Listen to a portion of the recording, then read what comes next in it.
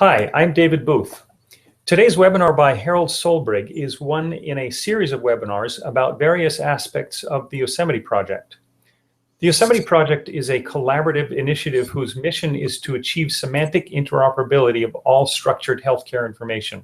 The Yosemite Project articulates an ambitious roadmap for achieving interoperability based on RDF as a universal information representation, and this slide kind of illustrates that. The Yosemite Project, today's webinar on CIMI and RDF fits into the right-hand portion of the Yosemite Roadmap, the translations portion, and it describes one of the ways that healthcare data can be translated to facilitate interoperable use of that data based on CIMI and RDF. Harold Solbrig has been involved in medical computing for multiple decades, and his emphasis is on the use of formal semantics in data interoperability. He has been working for Mayo Clinic since 1999 and will be talking to us today about some of the exciting work that he and others at Mayo Clinic are doing around CIMI and RDF. And as a reminder, if anyone has a question during the presentation, you can email your question to me. That's david@dbooth.org. And I will check my email for questions and read them to Harold during our Q&A session at the end. So, Harold, welcome. Thanks, David. I wanted to start with the disclaimer slide. For those of you that have ever heard of the show, What Do You Know? They have the 3 disclaimers they read anytime. And this one's slightly weaker than what they put on that because the What Do You Know starts out with the opinions expressed on What Do You Know are insightful and well thought out. Needless to say, they aren't those of the management. But in any case, what I'm presenting today is an agglomeration of a bunch of material that is well thought out and that I've borrowed from Stan and other resources. And then there's also some material in here that is talking about directions, where things are going or where things might go that may or may not be that of the CIMI community. So when in doubt, treat what I say here as my own opinion, and we can figure out what part goes to CIMI. So I want to start with an introduction just to what the Clinical Information Modeling Initiative is and isn't, just so we get some background setting. And then I need to talk some about the way modeling's done in CIMI, because constraint modeling is key to why we need RDF and shape expressions, and how information can be shared at various levels of abstraction. And then I want to finish, or I want to get into how we're looking at actually implementing CIMI using many of the techniques in the Yosemite Roadmap and shape expression. So starting out with CIMI. These slides are taken largely from Dr. Stan Huff, and just give kind of a background here.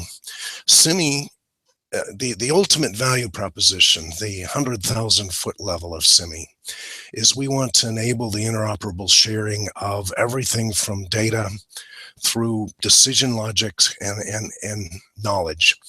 The focus at this point in time are on the middle 2 bullets, applications and decision logic. This is a slide that Stan uses regularly in his talks. Looks like a closet or something, but you'll note there's actually a patient in the middle of this.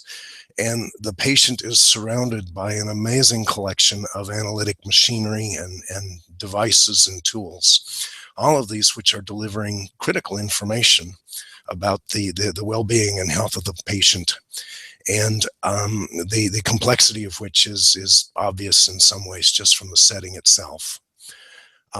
A couple of quotes from Stan that are indirectly from Stan that I think really fits where we're going here. It's simply, we've reached the point of complexity that we can no longer practice medicine unaided by computers. The possibility of errors and the amount of information has reached the point that we need computation to proceed. Intermountain Healthcare has been a leader in the area of using computation. They have for, oh Lord, at least 30 years now, as far as putting things together to aid physicians in practicing healthcare. This particular screen is one developed by Intermountain Healthcare for monitoring newborn bilirubin. And it has a huge amount of information on it. And we'll get back to it in a little bit. It's going to be one of the reference slides we use for a while here. What goes into the screen you see back here, this is one of many guidelines. I think there's more current ones, but this is a reasonable guideline for managing the bilirubin level in newborn infants. And it starts out with a very important statement. Kernicterus, which is damage done to the brainstem of an infant when the bilirubin counts get too high, should almost always be preventable, but cases continue to occur. And cases continue to occur because guidelines aren't followed as rigorously. Steps are forgotten, measurements aren't taken, events occur that are preventable, but we don't know about it. So the guideline goes on to just start talking about what needs to be done. Preconditions, ABO and RH blood types, serum screens, prenatal blood grouping, Coombs test, etc. And there's a bunch of rules there. But what it's done here is it's mentioned a whole bunch of data that needs to be present. And it's mentioned it in terms that a clinician mostly knows what it means. I'm a software developer, and I'd have to do a lot of work to figure out where it was going. It goes on now. It talks about 3 different tests for jaundice. The first one is just pressing the skin of the face and measuring the color. And that's actually one, now it's my understanding that these days it's done less often, but it's the first test for jaundice, and in this guideline is actually used as the initial triage. If it's above a certain level, if there's a chance for jaundice, then it starts talking about TCB measurements and TSB measurements. The guideline goes on to give us a flow chart, not a trivial flow chart, but a well-vetted and reviewed flow chart that references data elements and has a set of rules for how to correctly prevent kernicterus and treat hyperbilirubemia. It has guidelines for risk zones versus age. It's a great guideline. So if we return to this slide here, this guideline is incorporated in this application. Intermountain Healthcare spent a fair amount of money to get this incorporated into their application that runs on their data. If somebody else wants to implement this same guideline and they have another set of data tables or another API or UI, they're going to have to repeat this. The amount of information in this is sufficient that it's something that should not be repeated. You need to get it running right, and it should be shareable. This is another one, a Stan's slide, and it's old. It stops at January 2004.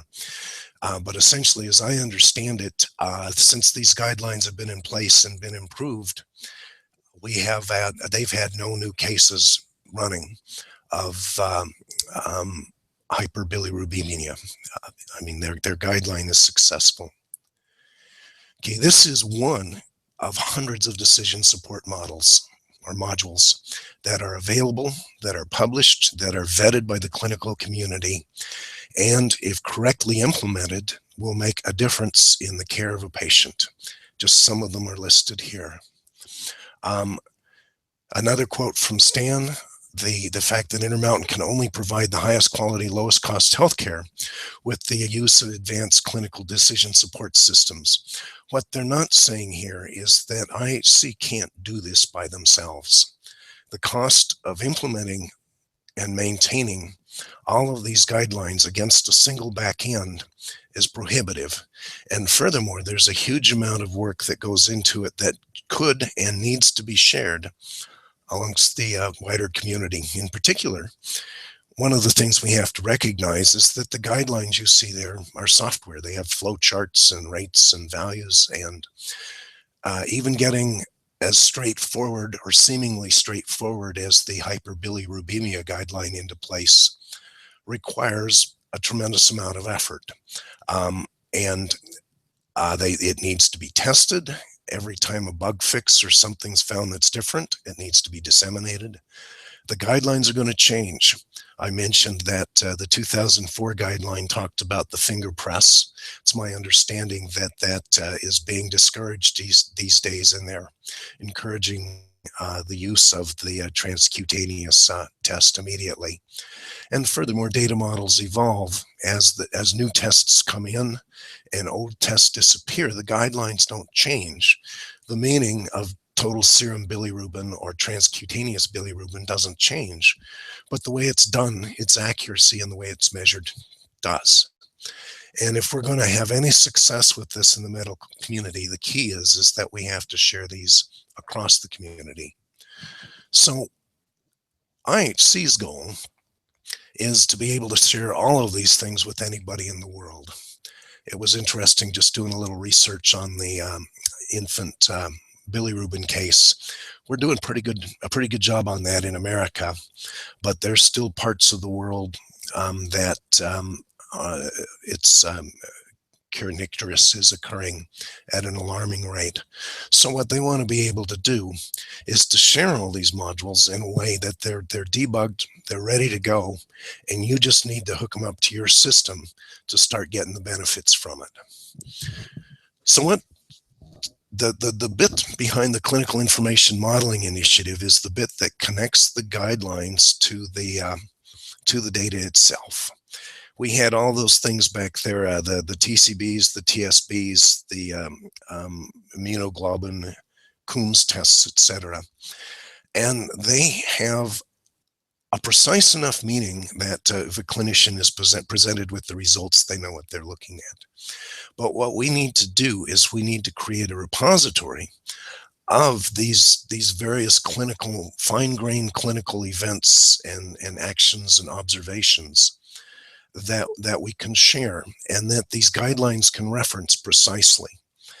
We want to create a repository in a way that it's rigorous. We understand what's being said. It's precise.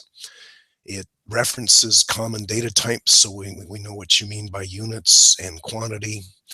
And it references LOINC, RX norm, the SNOMED CT, the various terminologies, and most importantly, that the repository is open there and ready for use. This is the general graphic that Stan's put together.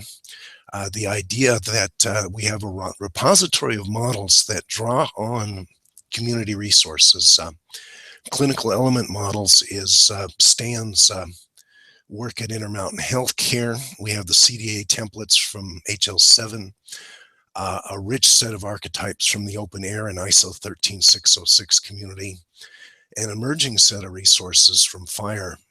And what we want to do is put these together and present them first to the clinical community to make sure that we do agree when you talk about a total serum bilirubin, this is exactly what you're talking about. And so that we have a language that allows you to address everything from the notion of a laboratory observation to a bilirubin measurement to a transcutaneous neonatal bilirubin measurement.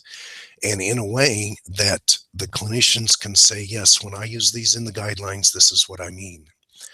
Then we need translators.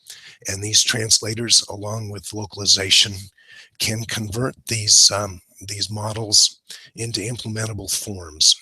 The ones over on the right-hand side, the ones in red are intended to be round-trippable in the sense that one should be able to preserve all of the information in the CIMI model, in the clinical element models, the detailed clinical models. AML is the archetype modeling language. That's a UML representation of ADL, which is the archetype definition language. OWL is on the list, although we haven't completed it, etc. One of the points that we touch on and we're going to get to later is when we come up with these detailed clinical models, there are still different ways of representing them. As Stan uses the notion of isosemantic models, the fact that one can have three attributes in a model where you have the problem, the site, and the status. You can combine one or more of the attributes, so you can have a problem with a code of suspected cancer and a site. Or in this simple example, you can just have a single code that embodies all of these things. This is just a sample of how they might be laid out in a model hierarchy. And one of the keys behind the CIMI modeling effort is that we need to recognize the existence of isosemantic models, and we need to include the isosemantic differences or the isosemantic analogs in the repository. We'll select one that we're going to call the preferred model that's based on a set of principles. As far as I know, we're choosing the most granular, but then that'll allow us to have isosemantic models for uses where granularity may be determined by external resources.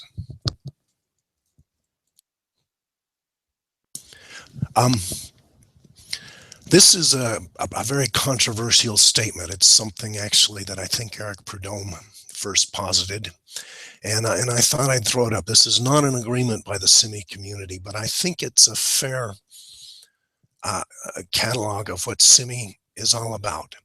It's an ontology and an organized collection of information about clinical observation results.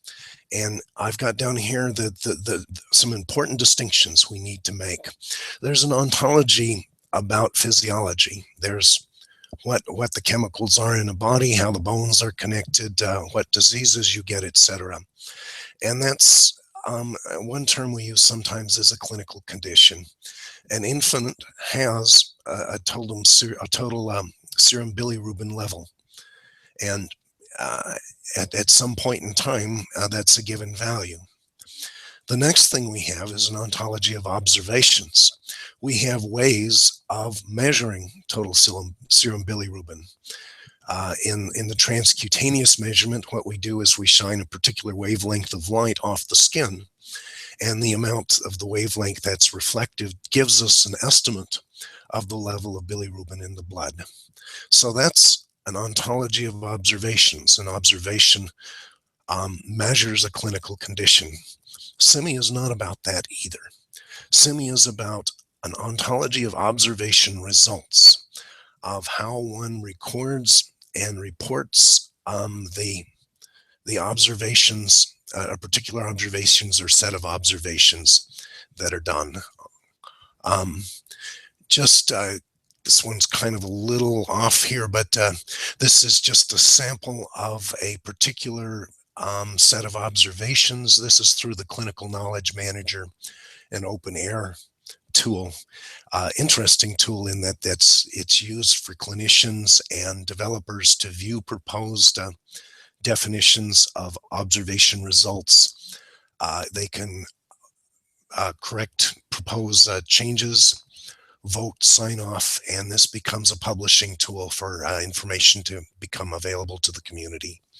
This is just an example of one of the views that we'll have on CIMI too.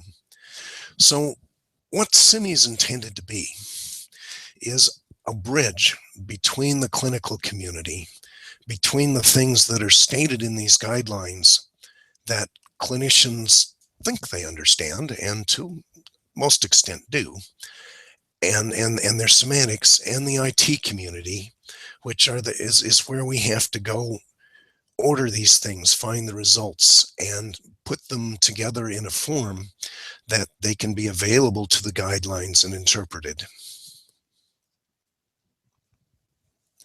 So CIMI is models of clinical information. One thing I wanted to stress is CIMI is not intended to be a standard way of exchanging models. The goal of CIMI is to come up with a standardized set of models themselves. In order to do that, we had to arrive at a couple of formalisms just so we could consistently understand what was being said.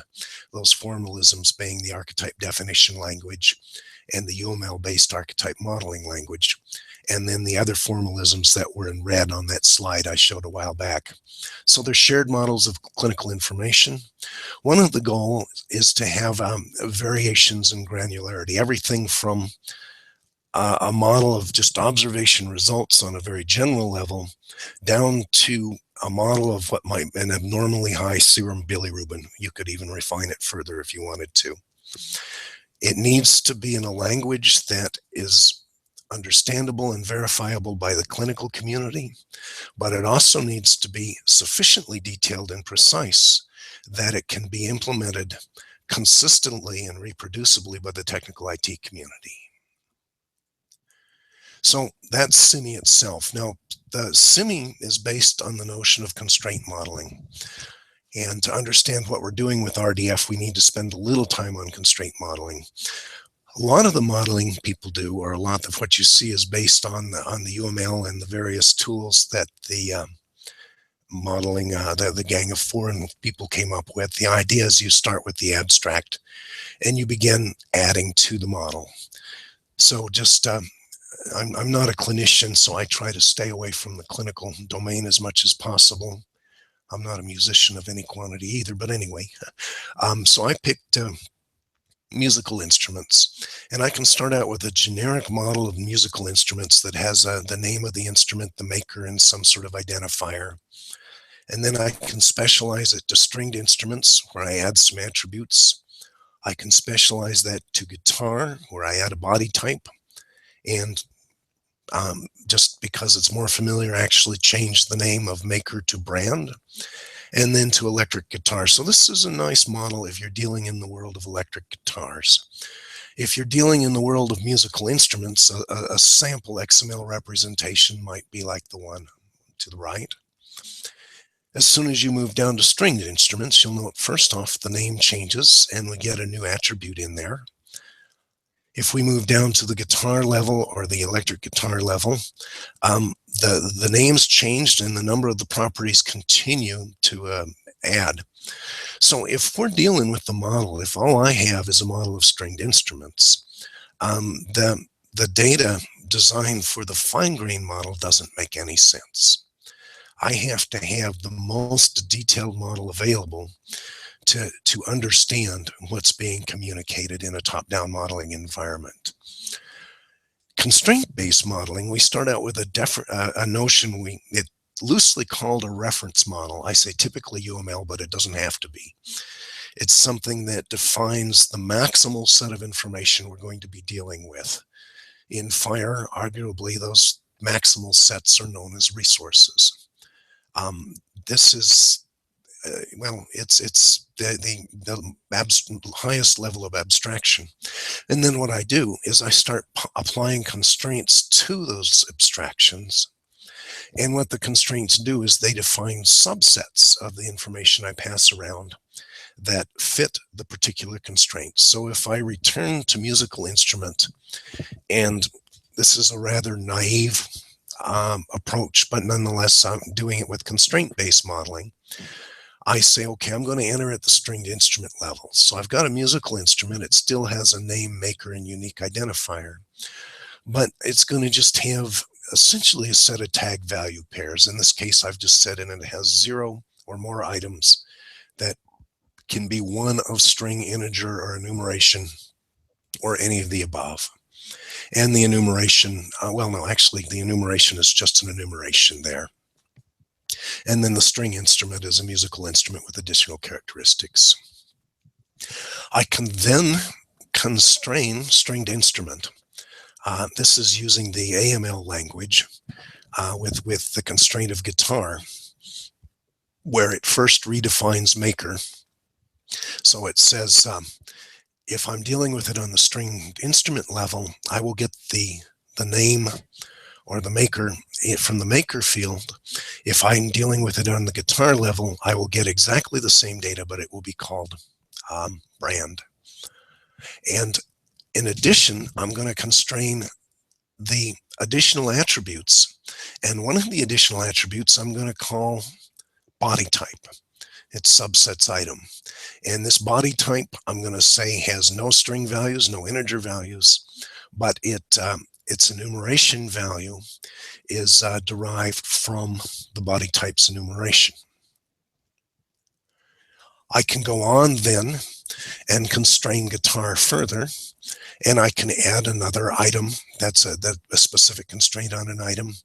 That is the integer value becomes the number of pickups.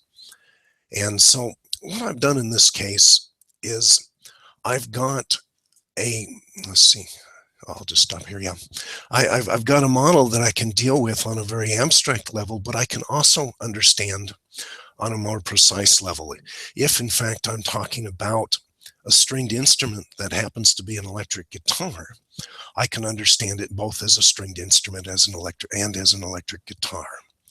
So if I pick an RDF representation, and apologies to those that aren't turtle savvy, some of the stuff that comes through here is going to be in a variant of RDF called turtle. So bear with me. And if I have a set of triples in RDF, I've got something that is a stringed instrument, has a name, a maker, a unique identifier, a number of strings, and then it has two additional attributes. One which is of type solid and another which is an integer. I can parse this as a stringed instrument. This makes perfect sense to me as a stringed instrument. If I change the predicates, or if I change the types. So if I replace stringed instrument with electric guitar, and two of the additional attributes with body type and number of pickups, the rest of the model remains the same. The only thing that I need to know now is the relationship of electric guitar, body type, and pickups to stringed instrument additional attributes. And so this additional bit of information, in order for me to understand an electric guitar as a stringed instrument, has to accompany it, assuming that I recorded it on the level of electric guitar. So with the bit of information in the right-hand box, exactly the same information, with the exception of the types, can be interpreted both on a high level of abstraction, stringed instrument, and on a fine level of abstraction, electric guitar. So to return to the slide I had earlier where we had the CIMI, we could have the electric guitar modeling initiative where the player community could come together on what they mean by pickups and humbuckers and super slinkies, all that good stuff. And then if I were managing databases of guitars for sale or used guitars or who knows, I could take the definitions from the player community, apply the constraint rules that we had in the model, and come up with logic that would allow me to find things like 60s era electric guitars with 3-coil pickups, etc. And furthermore, I could separate the data about the various aspects of electric guitars, because I could refine further from there, from the log, so that I could stay current as guitar technology changed. So I don't know whether that was helpful or not, but that at least is an analog, kind of the equivalent of what we're doing in CIMI. And we touched on a little bit of RDF there. So what we're looking at, and we in this case is Mayo and a community around it, and the CIMI community is somewhat involved, but is how can we take these constraint models that are expressed in ADL and AML and realize them in a way that they're readily implementable, that the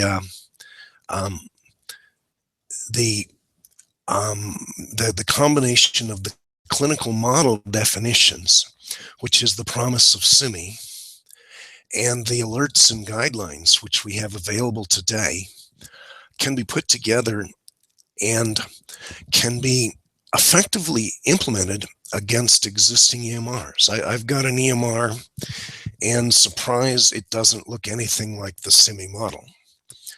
The AMR certainly has transcutaneous bilirubins and Coombs tests in it, but somehow I need to figure out how to get that information from my EMR and make it available in a way that it's can be used in pre-written guidelines.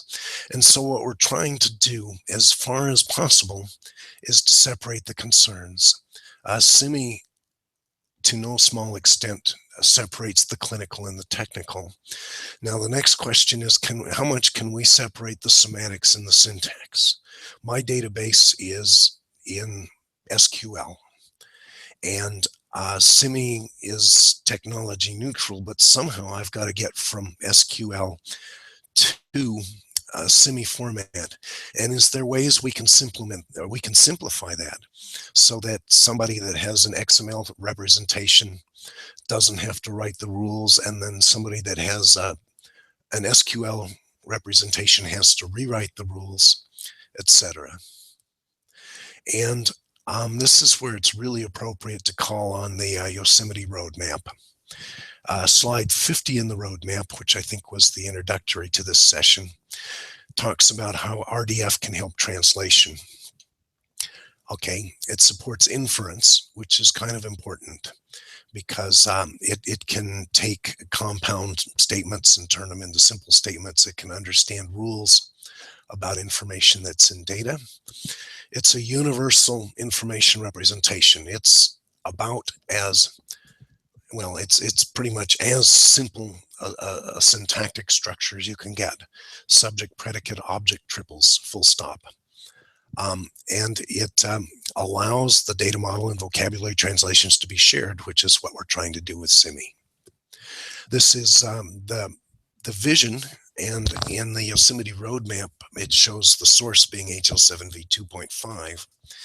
It says, okay, if we translate 2.5, or lift if we convert it to RDF, then we use a translation model to translate between the HL7v 2.5 identifiers and structure and the FHIR identifiers and structure. We can do that in the RDF space, and then we can emerge from RDF and convert it back into FHIR XML or JSON or other representations.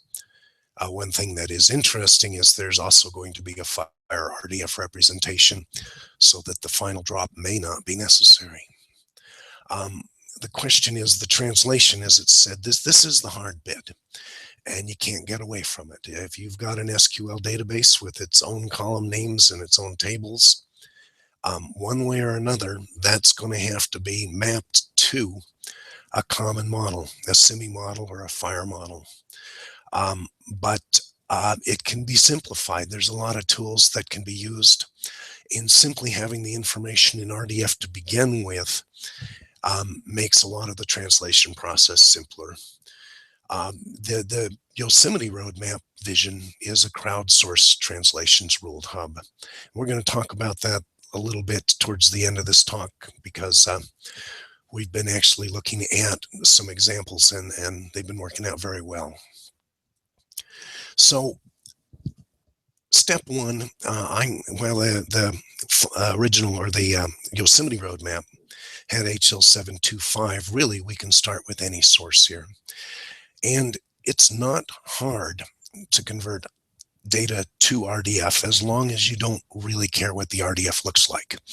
You can convert pretty much any existing XML, any spreadsheet, any set of SQL tables or pretty much any type of structured data into an RDF analog. The analog will have tags that correspond to your column names if you're your table and column names if you're in SQL, your element names if you're in XML, etc.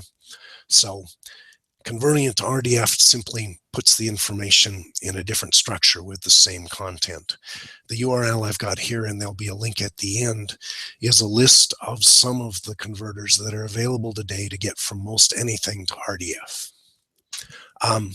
As an example, this is a bilirubin result that I swiped from the HSPC website. It was just an example of an input, and it's in FHIR JSON.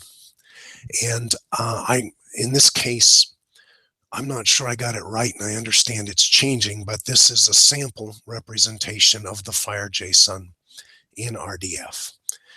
There's a word of warning is this is a very old conversion, And there's a lot of newer work out there that one needs to pay attention to. But for the purposes here, this is just a sample. So I've converted this to RDF. Now, the next bit is, in order to do these translations, we do need to understand some of the incoming structure. And this has led to the development over the past 2 to 3 years now of a working group within the W3C. It goes under the rubric of RDF data shapes.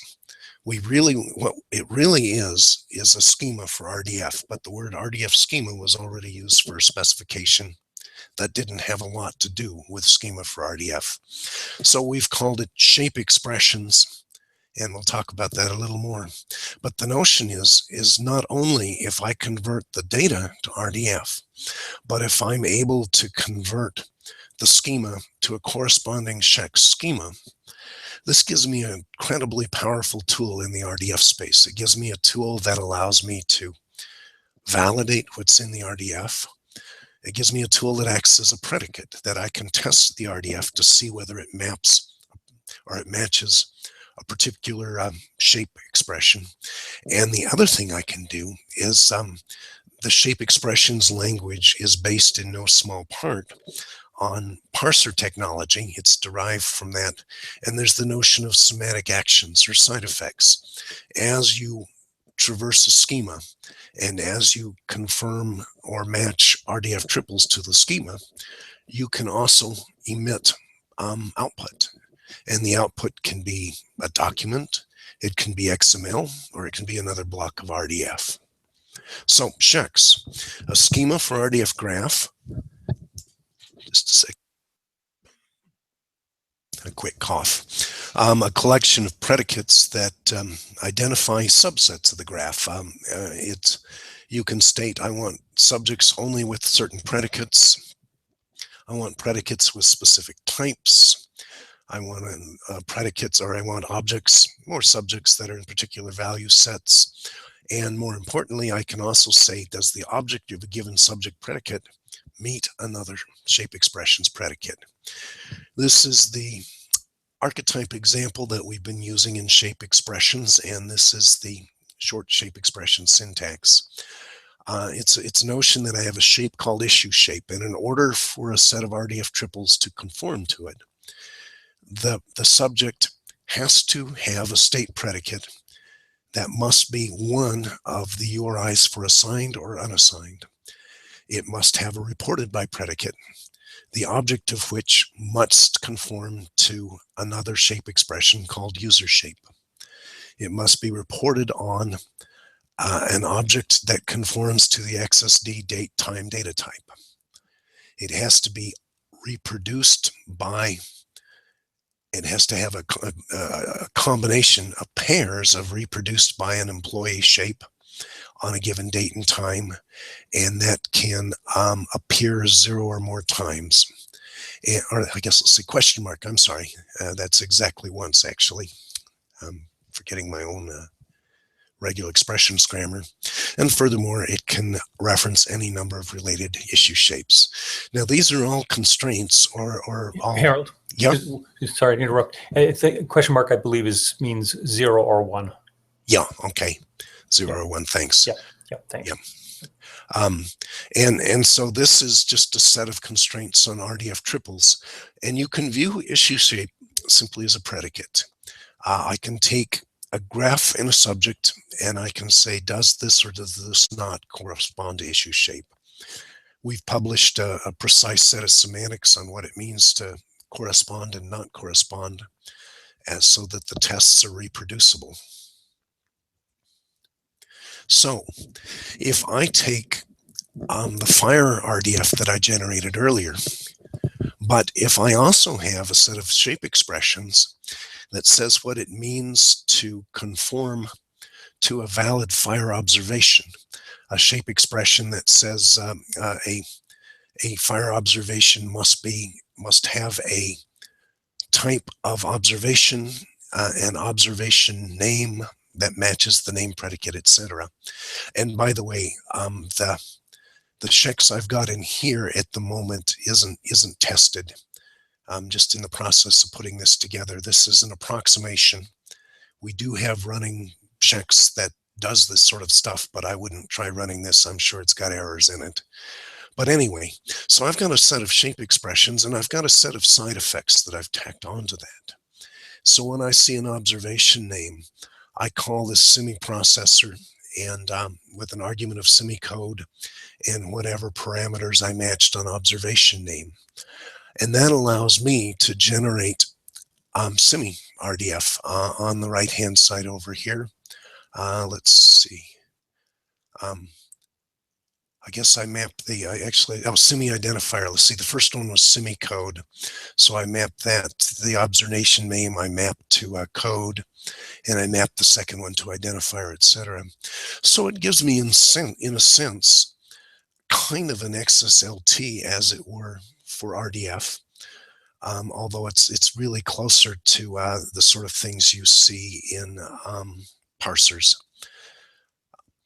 One of the things I'll note here is that while this is shown in line, one of the extensions that we at Mayo are working very hard to get into the shape expressions language is the notion of, well, Antler uses a visitor pattern, a set of rules that simply get assembled as we traverse a bit of RDF, and that allow specific traversal code to be appended later, so that we have a published shape expression for FHIR, and you can hook up a set of listeners that allow you to generate CIMI, that allow you to generate documentation, to convert versions, etc. So when we get out, we've gone from FHIR, we now have compliant CIMI RDF. We can then glue up our decision modules because we have a compliant form. And furthermore, we can recognize the CIMI models as predicates. We can code abnormal bilirubin. We can code TCB and TSB, and they will serve as predicates that feed into the decision support module.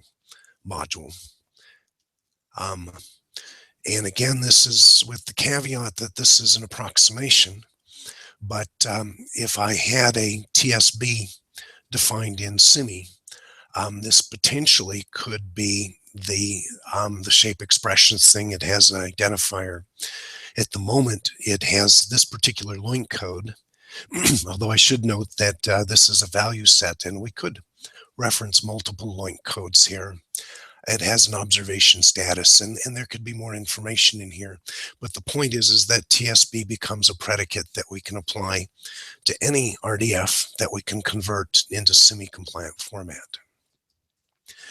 The tooling that we're just starting to put in place right now, just prototyping, is first a module that converts UML class models into shape expression equivalents, that essentially defines what it means to be an instance of a UML class in terms of RDF.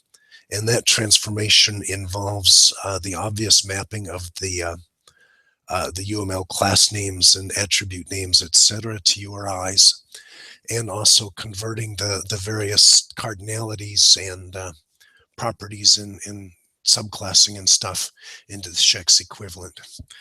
We also are working on an archetype modeling language which extends UML, you saw a bit of it earlier in the guitar example, into shape expressions as well, so that shape expressions becomes an object language for the CIMI models.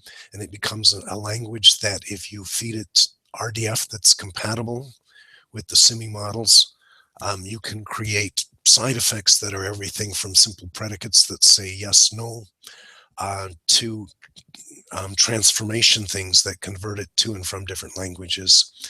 A third thing that we're looking at, but we're waiting for it to go a bit further, is that ITSIDO is producing a template grammar that actually maps the model of, or the ontology of observations, or can be used to map the ontology of observations to an ontology of observation data that can map the possible values in a coded text field to a value set in SNOMED CT, and that allow us we're hoping with the logical model effort that CIMI and Keith Campbell are doing to be able to precisely line up the definitions, the formal terminology definitions of CIMI models with the actual CIMI data.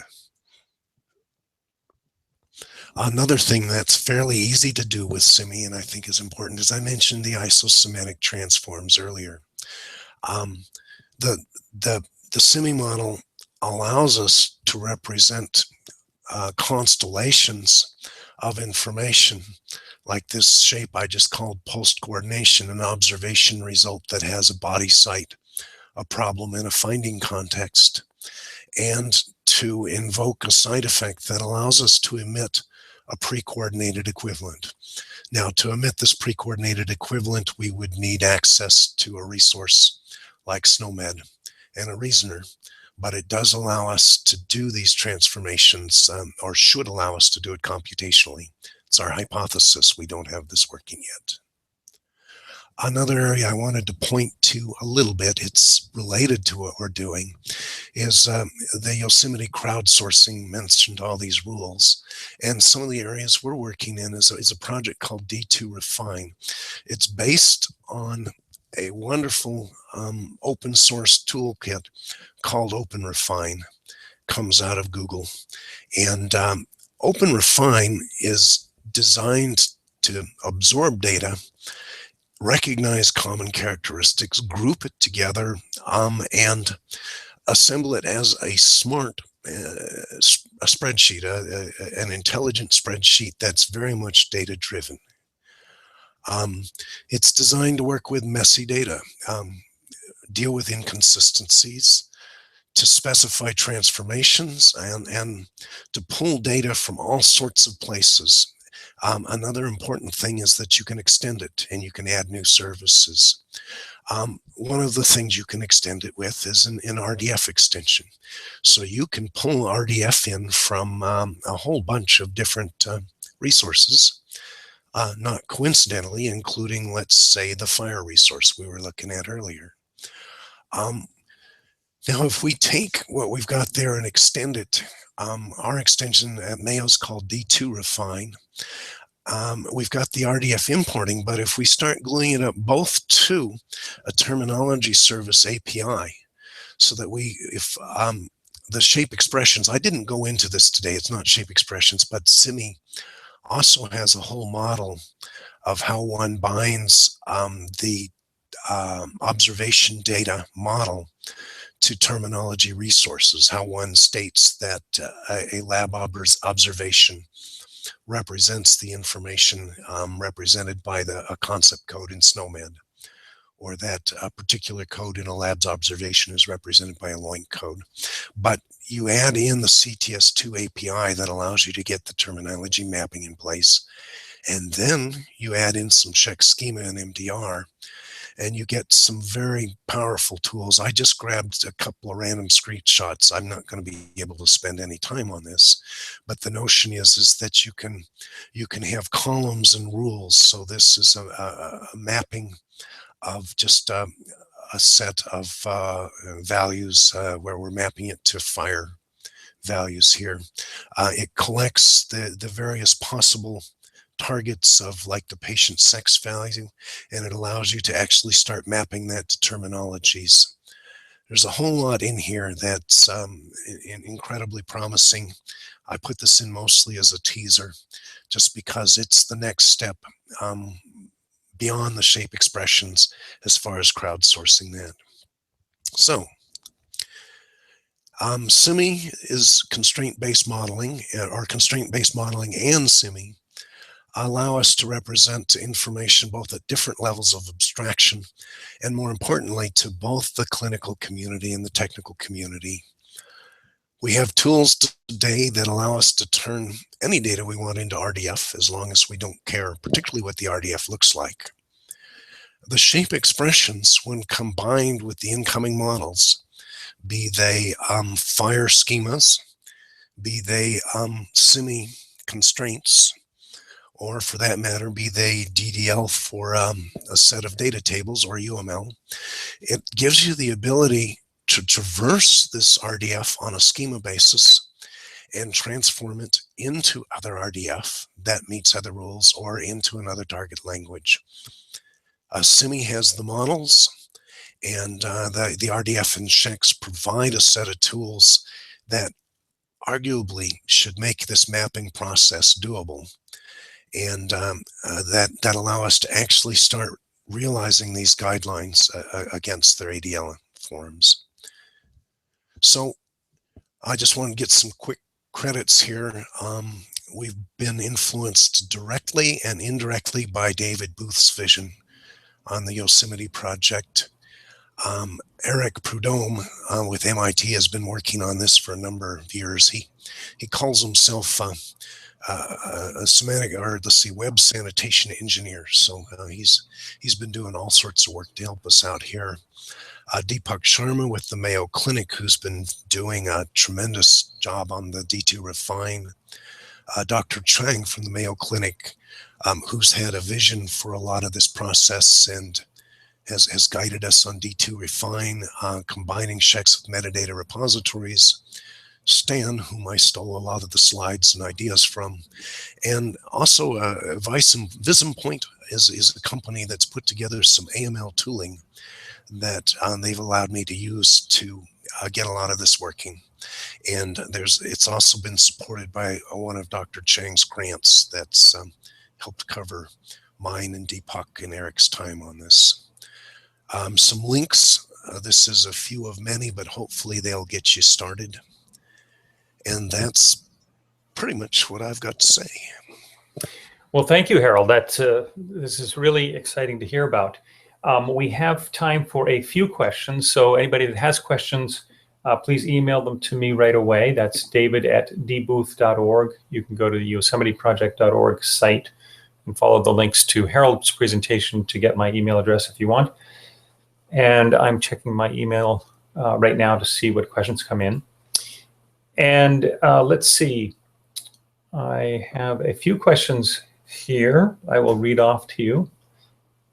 So first question is, has CIMI adopted RDF? No. CIMI has very much looked at RDF, but our focus to date has been on the ADL and AML modeling languages. This is a proposal that our group is making to CIMI, and we have high hopes that it will be directly adopted. Even if not, it can certainly be a bolt-on tool that will make CIMI doable. Great. Next question. What is the relationship between CIMI, RDF, and OWL? Well, it's interesting. When we were talking earlier on, you'd mentioned, David, that when you used the word RDF, you used it to represent the whole spectrum of semantic web tools, RDF and its associated schemas, the Dublin Core, Friends of a Friends, and OWL as well. Right. In this project, we very specifically leave OWL out of the picture. It's not that OWL doesn't serve an important role. It serves a vital role when it comes to the linkage of the observation and the conditions, and the linkage to the observation data. But OWL is about ontology and possible worlds. Data models are about the worlds we want to be by gum. And if you try to model data in OWL, it will work really hard to figure out if an integer were a string, then everything else here could be true. And unless you specifically told OWL that integers are not strings, it will be very content. It'll also be content if you say every person has a parent. It'll be content to say, well, I know they exist even though they're not in the data. So we see the combination of the ADL and shape expressions tools as a way of expressing data rules, and then the ADL and AML as the way of bridging between the rules about data and the rules about the information we're representing, which definitely belong in OWL. Okay, Great. So let's see, is Scheck's making a closed world assumption when Scheck's rules are applied?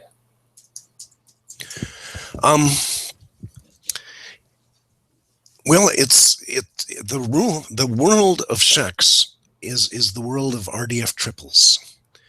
Scheck's makes no assertions at all about semantics. It's one of those things that's difficult to describe because in the example we had, I had issues and reporters and various things, but all Scheck's was doing was saying, is the RDF in a particular configuration? The fact that I happen to use a object triple that says friend of a friend person is coincidental. So in a very narrow interpretation, in the world of RDF, Scheck's can either be open world or closed world. Scheck's can say, if the data isn't here, it can't be present. You can't say anything that isn't allowed in Scheck's. Or you can make an open assertion that says, if it is here, it must look this way, but you can have other things. So I hope that kind of addresses that. Okay. Next question. How does this work relate to the effort to create an RDF representation of FHIR, the FHIR RDF work that is a joint effort between HL7 and W3C? Well, it's not obvious. The last GitHub link under the tools on the slide that's showing is kind of the technical part of how it relates, although it's a bit out of date. The shape expressions representation of FHIR schema has been tracking the FHIR to RDF mapping as it goes along. And so when we come up with the rules for what FHIR should work like in RDF, we concurrently come up with the set of shape expressions that we create automatically from the latest FHIR schemas, and can use that to verify that the RDF is indeed compliant. And it also gives us the set of traversal rules that are there and automatically generated that allow us to start mapping FHIR RDF into other formats. Okay. Next question. Do you anticipate having CIMI rules in RDF in addition to CIMI models? And if so, how would you represent those rules? If we did, and I think it will happen, the last link on this page goes to a W3C effort called Shackle, which is the shapes constraint language. It was the Scheck's community is an active player in this, and this is defining a semantics and a representation form for shape constraints in RDF. For various reasons, it was decided that the RDF representation would be created first, and then the shorthand shape expressions grammar would be mapped to it. With our fingers crossed and hoping that things go well, in not too many months here, Shackle will be an RDF representation of shape expressions grammar. But that's probably as close as we're going to get to. And one thing I do want to mention is that we're not capturing all of the semantics by any stretch of the imagination of CIMI, ADL, and AML in shape expressions. It's a very lossy transform. And in the near future, we don't see the whole semantics being preserved in RDF, although obviously it's doable if there's a use case for it. Okay. Next question. Is D2 Refine available as open source? And if so, where is it? Oh dear, did I not get the... Oh, no, it's the CACDA QA link is where it sits at the moment. It's under very active development, and I would encourage you to contact either Deepak Sharma or Gochin Chang about the development there, but that link at least is a jump-off point to where it sits today. Okay, so I don't think we have any other questions, so I'll just toss in one more. Can I join the Electric Guitar Modeling Initiative? Just kidding. Thanks for mentioning that. So thank you very much, Harold. This is really exciting work. I'm really glad to see it. Thanks for joining us. Thank you to the audience for participating. If anybody would like to receive notice of future Yosemite Project events, just visit the YosemiteProject.org website and click on the link to join our list. Thank you again very much, Harold. We are out of time. Thanks to everybody else, and goodbye for now.